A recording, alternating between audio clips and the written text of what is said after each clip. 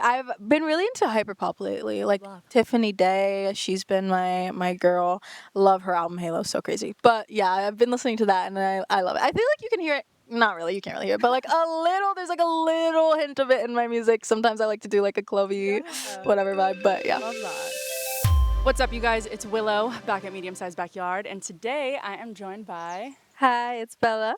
Bella. Welcome. So happy to have you. Happy to be here. It's been so exciting. We've all been looking forward to your set. So I guess let's just jump right into it. I want to talk about congratulations on My Reckless Abandon. Thanks. How has that been? How has that felt? I know you've been performing, hitting festivals. It's been crazy. I think it's super cool to like putting out music is like my favorite part of the job. So it's super cool to like put it out and like see people's reactions. That's always fun. But the festivals have been crazy. Shows have been sick, and I'm just so excited to do it all. You worked with Alexis, who also goes by Ida Rose. Yes. Talk to me about that collaboration between you two. I imagine it was incredible and challenging in a lot of ways, and I kind of just want to know your relationship with her and kind of the challenges she instilled in you in making this album. I mean, I love Alexis. She is truly like a big sister to me. And I think over the process of making this album, that only like became more of a thing. I think we got really close and like we bickered and we bantered and we had so much fun together. I think it's always challenging to kind of like put out a record and like really work on it with one person specifically and kind of like go head to head and like make sure that you both feel good about it and are both like challenging each other every single day. And I think after kind of I Love It came out, I don't know if that made us closer, but it was like, okay, like we made this awesome thing together and people are loving it. Like we're doing something right. And so that was really fun. And then we kind of finished the album and it was crazy. And we were doing it under kind of like we were putting a lot of pressure on ourselves. I think that maybe wasn't there, but we were putting a lot of pressure on ourselves. And I'm really happy with what came out. And I think she is too. But I want to talk about that. When you say putting a lot of pressure on yourselves, is that in reference to the response from I Love It and just, okay, this song has done so well, we're doing something right. Where do we go from here? How do we keep this momentum? right, for sure. Yeah, I think it's kind of just like when something like that happens, it's so exciting and you feel like on top of the world. And we're kind of like, okay, we did this and we did it together. And so it's like, okay, we kind of like want to keep that ball rolling. And it was just like making ourselves proud and also not doing I Love It 10,000 million times again because that's not like what we wanted. And like I'm very artist forward and really wanting like the music to be true to me. And so it was like a balancing act of like making sure like this was something that I was going to be proud of, but also something that like could follow up I Love It. Were there times where you found yourselves disagreeing with each other, and you're smiling, so we have some lore. And in those moments, you know, when you are disagreeing, the result ends up being better than you expected. Like, talk to me about that. We disagree often and all the time. Like, I'd probably say there's rarely a session where we don't disagree, but also there's rarely a session where we're not like one mind. So it's like, I don't know, it's a very like back and forth kind of process. But I think if we weren't disagreeing, then we wouldn't have the relationship we have. Because that's part of like what I think makes music good is like us pushing each other and challenging each other. I don't know if there's a specific song where that really like we were really fighting a lot, but oh, we were arguing a lot. Sorry. We were arguing a lot. Well, actually, we had a big argument over I Love It. The pre was originally a different melody, and she wanted that melody so bad, and I was like, no, I don't like it. And then I changed it, and then that's the one we went with. Because I convinced her in the end, but she did not like it. And that just came to mind, sorry. Were you just like, hey, look at it now, sister? No, not at all. I honestly forgot that happened, and she reminded me, and she was like, "I hated that melody," and I was like, "Oh yeah, you did." I was like, "Well, we're done though." I mean, that's just like the truest sign of trust. Yeah. Also, shout out female producers. 100%. In this industry. Yeah. Let's go. Yeah. How did you guys end up getting connected in the first place? My A&R Jeff, he's the goat, and he was like, Shout out Jeff. she's lit. Go work with her," and I was like, "Okay, whatever." Amazing. Was there a song that just so naturally came to the both of you that was so fun to work together on? I mean, honestly, all the songs that we've done together did feel that way. Like we've made so many songs, and some of them like are not like. And those are the ones that we cut. And so usually if it comes out, we do feel that way about the song. And it was kind of just like a mind melding moment or just like was a back and forth ping pong. I mean, how incredible that you guys have that kind of synergy. It's amazing. Crazy. Okay, I guess just delving into the album itself, I have a few songs I kind of want to pick your brain about. Let's do it. Sleep for Dinner. You know, that song, I mean, just even the title in itself Mhm. is so vulnerable and really Yeah. touches on body image. Mhm. And I think it's so incredible and honest. Mhm. And I would love for you to talk me through putting that song on the album, the emotions that come from writing that record, Mhm. and eventually performing it live. Yeah. I wrote that song. I started that one by myself, like, before I even like was signed. Like that one was like last summer, like in like I mean maybe not summer, like May. And I had written maybe like 70% of it. And I just like obviously at the time that I had written it, I wasn't even like in the headspace of like, oh, this will come out because I wasn't really like a working musician yet.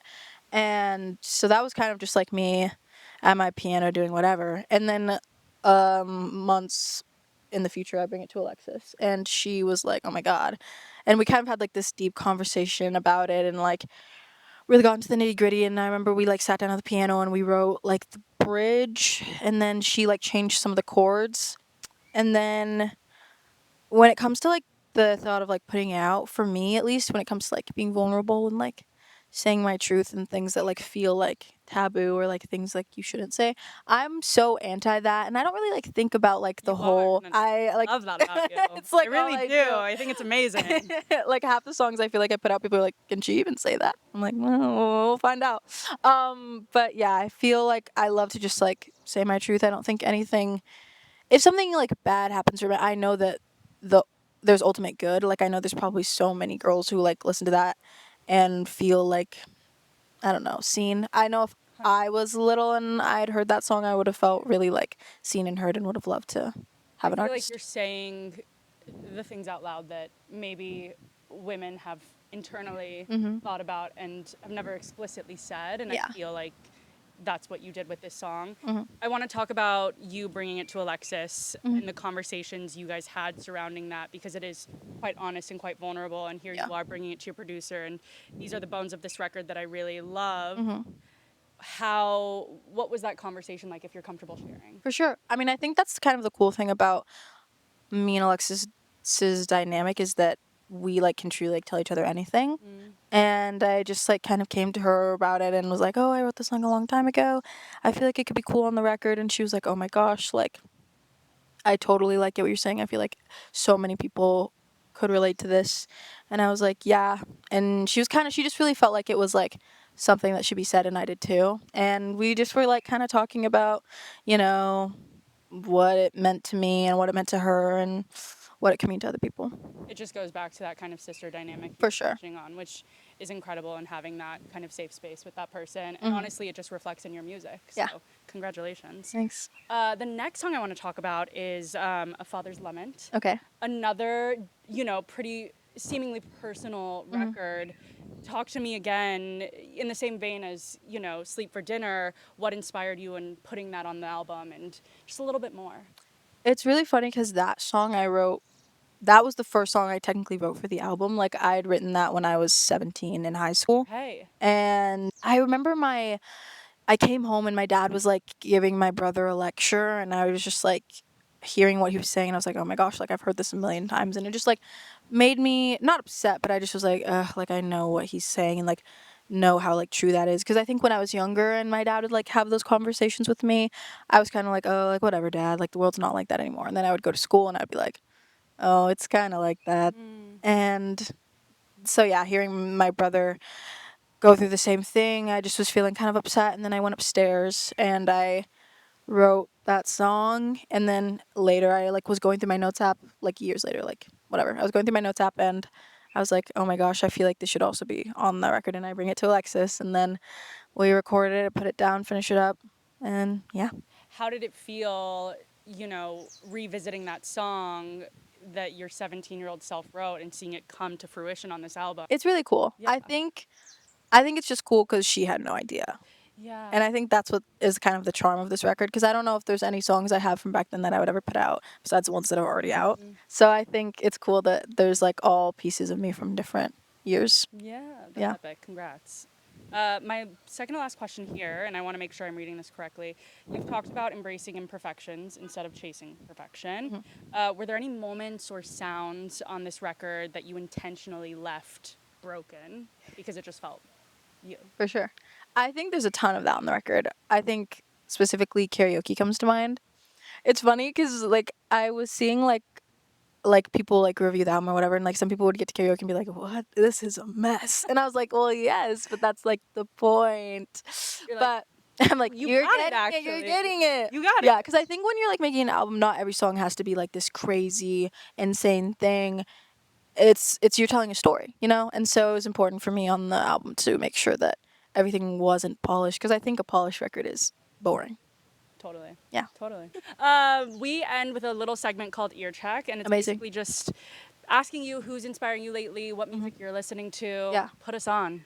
I'm listening to a lot of Lizzie McAlpine. Okay, Slay. And she is coming out with a new album. I'm so excited. But she's always inspired me. But lately I've just been like I've been in my back in my sad girl guitar era, and so I'm like, okay, Lizzie, turning her on every time.